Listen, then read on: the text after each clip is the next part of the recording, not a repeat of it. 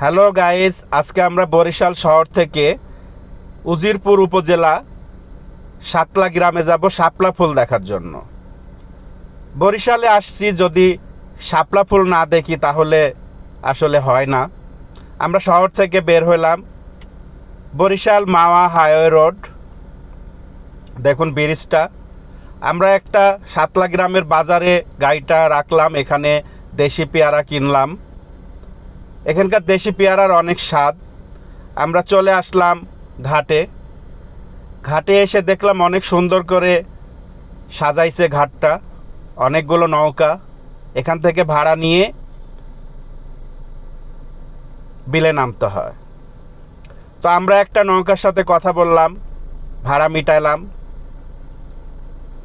ওনারা অনেক টাকা প্রথমে ভাড়া চাইছে, তারপরে আমরা একটু দরাদরি করে একটু কমাইলাম। যাই হোক, ওনারা ভালো, ফ্রি আছে এখানকার লোকজন। আমাদের সাথে দাম দর হওয়ার পরে আমাদেরকে একটা নৌকায় নিল ওনারা। দেখুন, নৌকায় বসছি। এখন আমরা এখান থেকে রওনা দিব, একদম মাঝখানে, বিলের মাঝখানে যাব, যেখানে শাপলা ফুল ফুটে থাকে। দুঃখজনক বিষয় হলো, আমরা একটু দেরি করে আসছি। রাত্রিরে শাপলা ফুটে আর সকাল 8টা-9টা পর্যন্ত শাপলা থাকে, তারপরে শাপলাগুলো বন্ধ হয়ে যায়। তো আমরা আসলে এই জিনিসটা জানতাম না, যার জন্য আমরা দেরি করে ফেলেছি। তো এখন যেহেতু আসছি, কিছুই করার নাই। আমরা নৌকাটা নিয়ে মাঝখানে চলে আসলাম। দেখুন, শাপলা উঠাইছি। শাপলা আমরা হাত দিয়ে ফুটাইতেছি।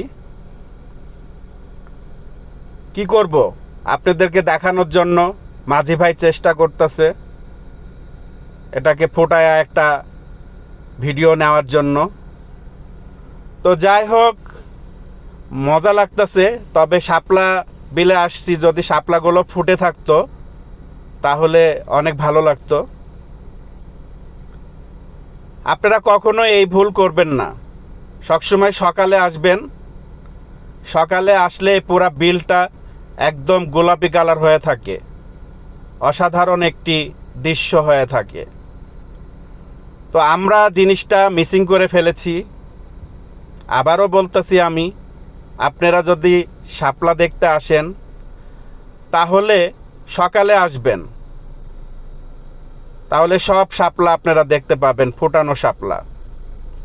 গোলাপি শাপলা সব জায়গায় হয় না। এর আগে দেখেছিলাম সিলেটে আর এই বরিশালে।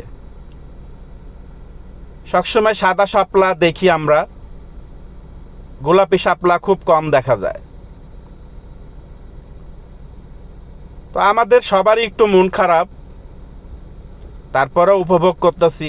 যেহেতু এত দূর থেকে আসছি, আপনাদেরকে দেখানোর চেষ্টা করতেছি। এই বিলে অনেক পানি, অনেক মাছ হয় এখানে।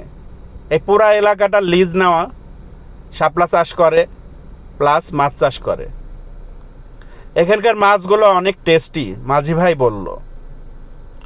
আমরা খাই নাই, এখানে হোটেল খুঁজছিলাম যে এলাকার মাছ খাওয়ার জন্য, কিন্তু এখানে কোনো হোটেল পাই নাই, যার জন্য আমাদের এখানকার মাছ খাওয়া হয় নাই। তো এইখানে যদি একটা রিসোর্ট করা হয়, সরকারি পক্ষ থেকে হোক আর মালিকানা হোক, রিসোর্টটা অনেক ভালো চলবে। কারণ অনেক দূর দূরান্ত থেকে লোকজন আসে এখানে শাপলা দেখার জন্য। একদিন যদি এখানে থাকে তাহলে ভোরবেলা শাপলাগুলো দেখতে সুবিধা হয়। না হলে অনেক মানুষ এসে এখানে ঘুরে যায় আমাদের মতো। এত দূরে আসার পরে যদি শাপলা না দেখতে পাই তাহলে আসলে মনের ভিতরে অনেক কষ্ট থাকে। তো আমি বলবো যে এখানে কেউ রিসোর্ট করেন বা সরকারি পক্ষ থেকে রিসোর্ট করেন। অনেক সুন্দর একটি জায়গা, চমৎকার একটি জায়গা। এখানে বছরে একবার ধান হয়, ম্যাক্সিমাম সময় পানি থাকে, যার জন্য এই জায়গাটা রিসোর্ট করলে ভালো চলবে। একটা ভালো খাবার হোটেল করলে ভালো চলবে। এই এলাকার মানুষ ভালো, মিশুক আছে। চারিদিকে ডোবা এলাকা, একটা রাস্তা।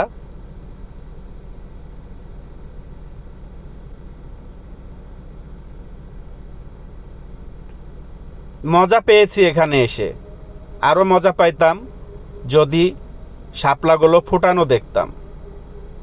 মাঝি ভাই কিছু শাপলা উঠাইছে, উঠায়া উনি ফোটানোর চেষ্টা করতেছে। তো আপনাদের কাছে কেমন লাগলো জানাবেন। ভালো থাকবেন, সুস্থ থাকবেন।